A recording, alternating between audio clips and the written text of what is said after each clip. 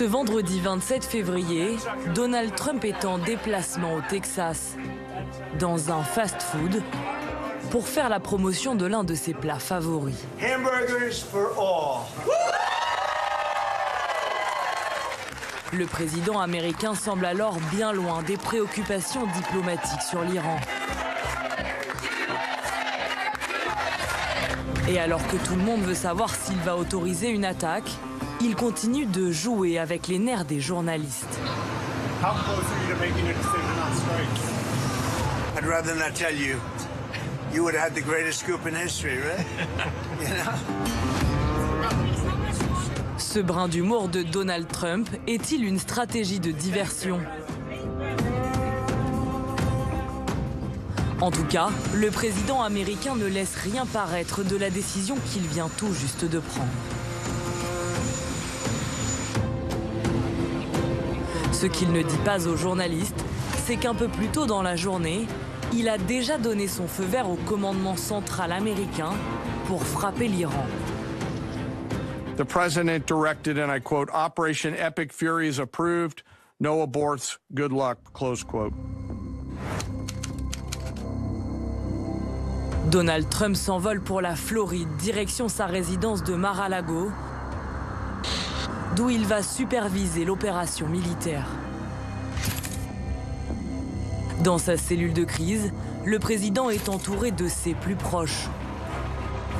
Le chef d'état-major des armées Dan Kane et le chef du Pentagone Pete Hegseth. Au même moment, dans la nuit israélienne, les généraux de Tsahal se réunissent dans le plus grand secret. Le chef d'état-major des armées passe un dernier message aux troupes qui s'apprêtent à bombarder l'Iran. יש פה הרבה ניסיון בחדר הזה, אני חושב. יכולת גבוהה מאוד שכבר הוכיחה את עצמה בעבר. אנחנו הולכים פה למבצע אחר, למסדר גודל אחר לגמרי. Les avions de chasse décollent. Il est 6 h du matin à Tel Aviv.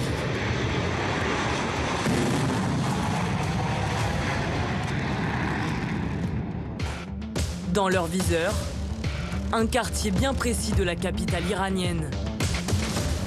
Le quartier Pasteur. Là où se trouve la résidence du guide suprême Ali Khamenei, mais aussi le Conseil de sécurité nationale qui doit se réunir.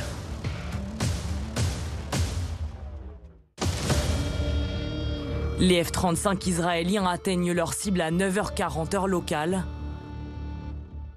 Voici l'instant où l'attaque est menée. Activation. Activation confirmée.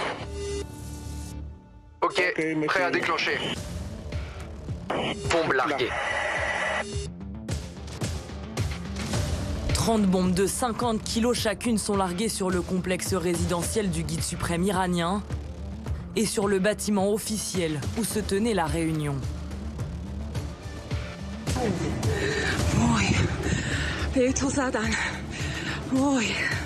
This operation was highly classified so that at each hour, the enemy would see one thing: speed, surprise, and violence of action. Des dizaines de hauts dirigeants tués sur le coup et une question, sûrement la plus importante à ce moment-là pour les Américains et Israéliens. Ali Khamenei est-il mort? En tout cas, le Premier ministre Netanyahou se montre confiant quant à la réussite de l'opération. פתע עוצמתית, השמדנו בלב טהרן את המתחם של הרודן חמינאי. ורבים הסימנים שגם הרודן הזה איננו. Il faut attendre près de 24 heures pour obtenir la confirmation définitive de la mort du guide suprême. 4h38 le lendemain, l'image se fige sur la télévision d'État iranienne. حضرت آیت الله العظمی سید علی حسینی خامنه‌ای در راه سربلندی حرم جمهوری اسلامی ایران. Le régime iranien vient de perdre sa tête. Ali Khamenei était l'homme le plus puissant de la République islamique, qu'il dirigeait d'une main de fer depuis 37 ans. Impossible pourtant d'imaginer cette issue il y a quelques semaines, lorsque le 13 février, durant sa dernière apparition publique, le guide suprême défie une dernière fois l'Amérique et Donald Trump. 47 ساله که آمریکا نتوانست جمهوری اسلامی رو از بین ببره. این اعتراف خوبی است. بنده میگم تو هم نخواهی توانست این کار رو بکنی. Khamenei en est convaincu, son régime est intouchable. Pourtant, à ce moment-là, la CIA et le Mossad ont déjà un plan pour l'éliminer et renverser le régime. Pour cet ancien officier des renseignements américains, les services secrets se sont servis de toutes les opportunités pour obtenir de nouvelles informations sur les dignitaires iraniens. Les déplacements du guide suprême étaient connus avant les attaques de juin. Les services de renseignement ont commencé à découvrir que les principaux responsables du régime restaient sur place, se réfugiaient dans des bunkers et vivaient sous terre, c'est-à-dire qu'ils se cachaient pour ne pas être vus. Ils ont alors commencé à remarquer qu'en cas de frappe, Ali Khamenei se cachait dans son bunker, alors que les autres dirigeants partaient vers leur lieu de repli.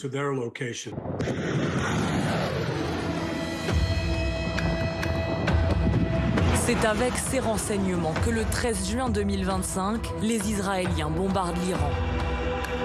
Débute alors la guerre des 12 jours. Avec ses premières frappes, l'État hébreu vise les dignitaires du régime et parvient à en éliminer plusieurs. Mais l'ayatollah Khamenei échappe aux bombes et disparaît dans les profondeurs de ses bunkers. Donald Trump et Benjamin Netanyahou changent de stratégie. La mort du leader n'est plus une priorité immédiate. Les efforts se concentrent alors sur les infrastructures nucléaires et militaires de l'Iran. La guerre des 12 jours a permis dans un premier temps d'éliminer une grande partie, notamment des défenses antiaériennes. Et puis surtout, c'est-à-dire que entre le mois de juin 2025 et cette semaine, les Iraniens n'ont pas eu le temps de tout reconstituer. Et c'est bien ce qui permet aux Israéliens maintenant de penser pouvoir décapiter le système iranien, alors que il y a encore 9 mois, c'était impensable. Et il y a encore 2 ans, c'était encore plus difficile. Objectif atteint pour les Américains. Le régime iranien est militairement affaibli. Un avantage stratégique qui leur permet de préparer leur prochaine offensive. Le 11 février, Benjamin Netanyahou se rend à la Maison-Blanche avec l'objectif de convaincre Donald Trump d'engager les forces américaines aux côtés de l'armée israélienne. La décision prise à ce moment-là était qu'il y aurait une frappe conjointe contre l'Iran, qu'elle serait menée simultanément par les États-Unis et Israël, que les forces américaines devaient être présentes dans la région, mais aussi que leurs ressources de défense devaient être déployées dans des bases clés afin de protéger le personnel américain, les infrastructures et les dirigeants alliés. Tout cela était donc en place. Il ne restait plus qu'à obtenir les renseignements nécessaires pour définir la cible.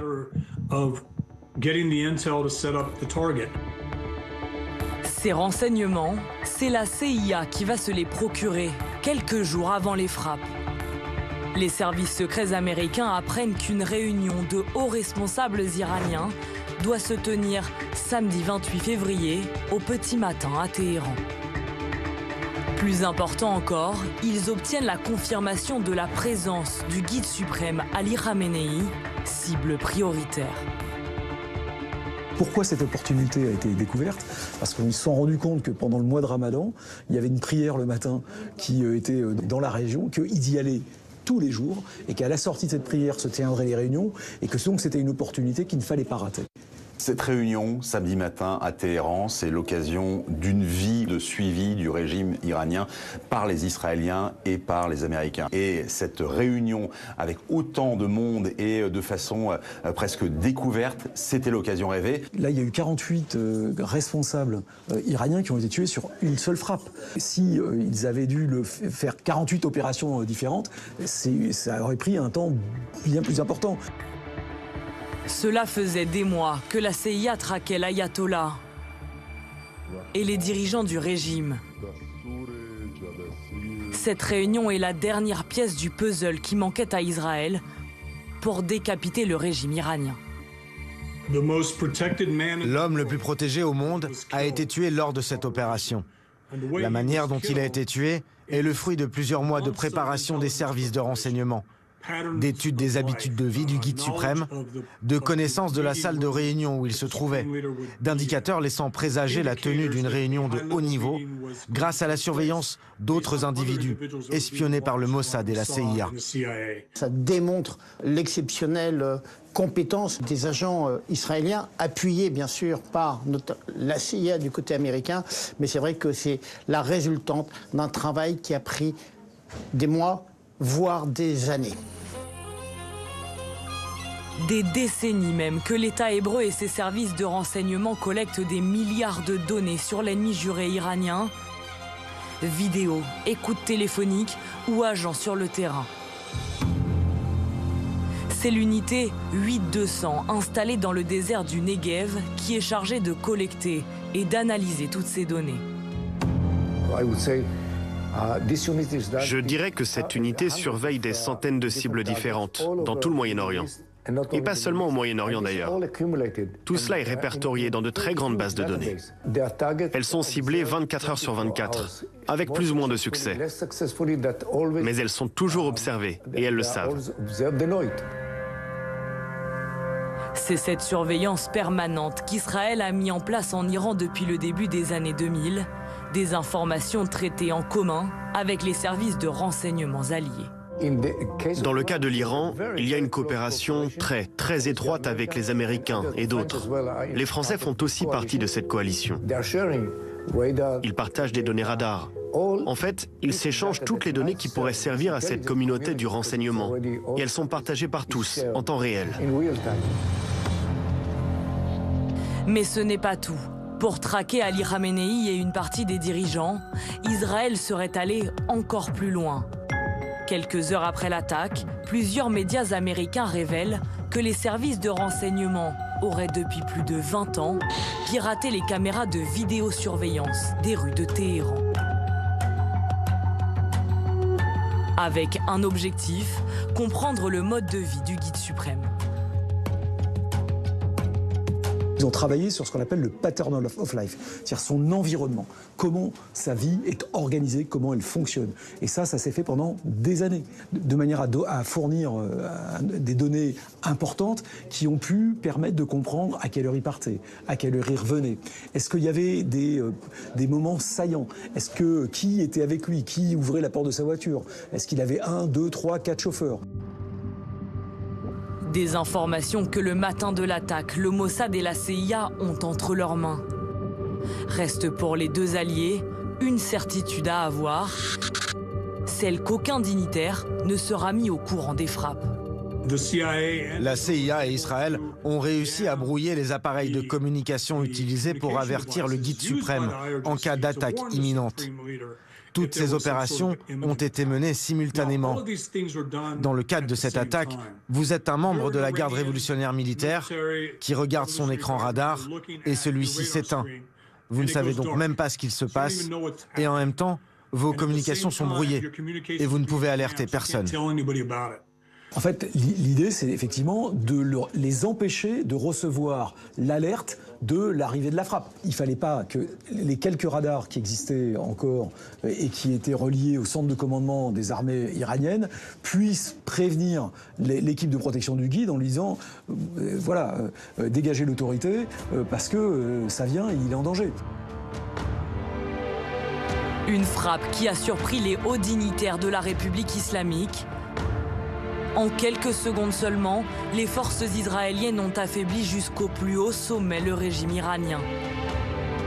L'élimination du guide suprême Ali Khamenei est d'ores et déjà considérée comme l'opération militaire la plus importante de toute l'histoire de l'État d'Israël.